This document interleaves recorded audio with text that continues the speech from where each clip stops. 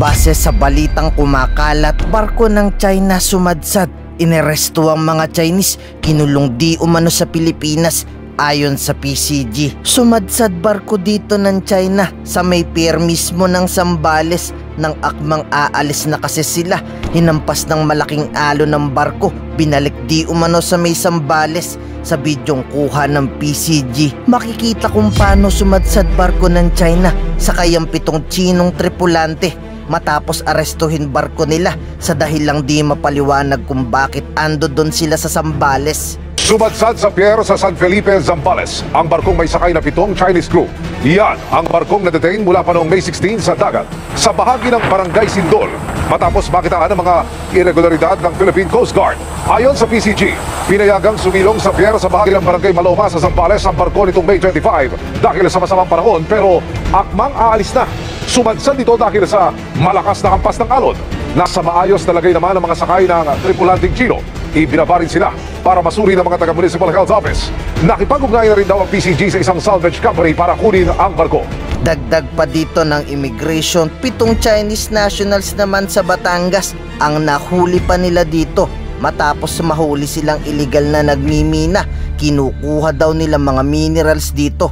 Tapos mabibistong peke pa dokumento nila. Dali-dali tuloy silang pinaaresto. Nakahuli po tayo kahapon ng 7 Chinese na kalalakihan po na nagtatrabaho illegally sa isang quarry sa Batangas.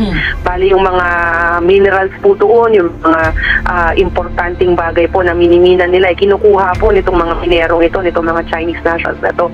Illegally po na nagtatrabaho po sila doon. Nung tinignan natin ang records nitong 7 na ito, 6 po sa kanila ay may working visas. Pero yung kanilang working visas po, yung isa ay petition by a fake company, peke po yung kumpanyang nag-petition sa kanya.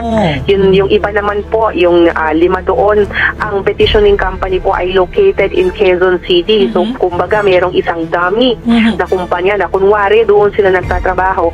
Pero ang totoo po ay mga minero sila kasi hindi po pwedeng maging minero ang isang foreign national dahil yan po ay manual labor at yan po ay trabaho na para po sa mga Pilipino. Pero speaking of mga Chinese na inaresto, susunod na din sigurong aarestuhin nila itong si Mayor Alice Guo matapos sabihin posibleng Chinese din kanyang ina at hindi talaga ito Pilipino. Posibleng pinadala lang daw siya dito ng kanyang ina, panibagong taktika ng creeping invasion. Based on my investigation and asking around sa kay mga dokumento, personal analysis ko, baka ito yung biological mother. She's Chinese citizen. Based on the Bureau of Immigration records, galing sa Bureau of Immigration yung yung life records, Chinese citizen siya. She carries a Chinese passport. At itong taong si Wendy, parang pinapakilalang nanay niya doon sa mga taga doon sa Valenzuela. So, ako, ang personal assessment ko, this might be the biological mother ni Alice Guo. Kasi nga, lumabas doon sa hearing sa dokumento na tumira siya sa Valenzuela. So, nagtatanong ako sa mga nagtrabaho sa kanila, yung mga kung saan siya rumenta nung warehouse at yung mga taga doon. In our system, we follow the bloodline. So, kung ano yung parents mo, yun ang nationality. Unlike in the US, kung kinanganak ka sa US, regardless of the nationality of your parents, US citizen ka agad. Ito sa atin is we follow the bloodline. Well, ang legal implication nga, una-una yung mga documents na ginamit yung kanyang birth certificate. For example, passport niya, hindi na magiging Filipino yung kanyang passport. Yung candidacy niya, because nakasulat doon, pero yung Filipino, ang basis yan, yung birth certificate mo, hindi na magiging basis yung kanyang birth certificate. So may mga implications siya along the way. And other documents na ginamitan ng birth certificate. Well, ask the chairperson to invite yung parents niya. Of course,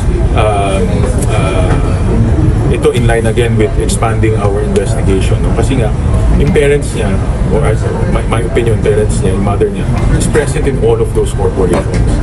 So, kailangan namin malaman saan nanggagaling yung pera na pumapasok dito. Isa pa nakita namin, hindi ko lang dala yung document. Nasabi niya kasi na hindi niya kilala, diba the first hearing, hindi niya wala sa kapatid, hindi niya kilala si Sheila Guo.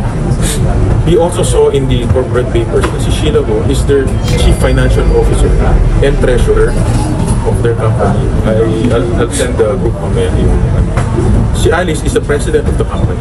So it's impossible ako yung presidente ng family business. Si Alice ang chief financial officer and treasurer na hindi kayo magkakilala. So magkakilala talaga sila. It corroborates with the flight records na bumabiyahe silang dalawa. So that alone, she's lying. It could be a creeping invasion.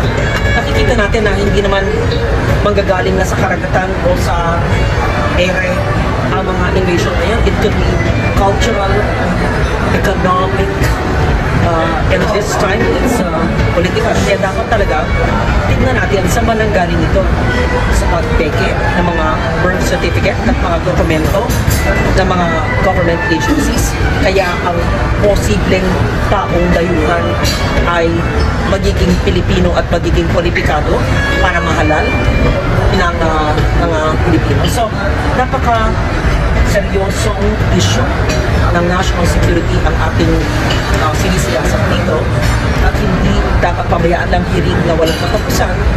At alamin natin, nag-file ako how many months ago ng resolusyon ayon sa mga nakarating sa ating mga reports na may mga non-Filipinos nakakuha ng Philippine passports at tinanong ko sa DFA bakit nabigyan daw sila sa mga satellite offices ng DFA na konsulado sa Pilipinas dahil meron ang mga non-Filipinos or Chinese nationals ng Philippine birth certificate.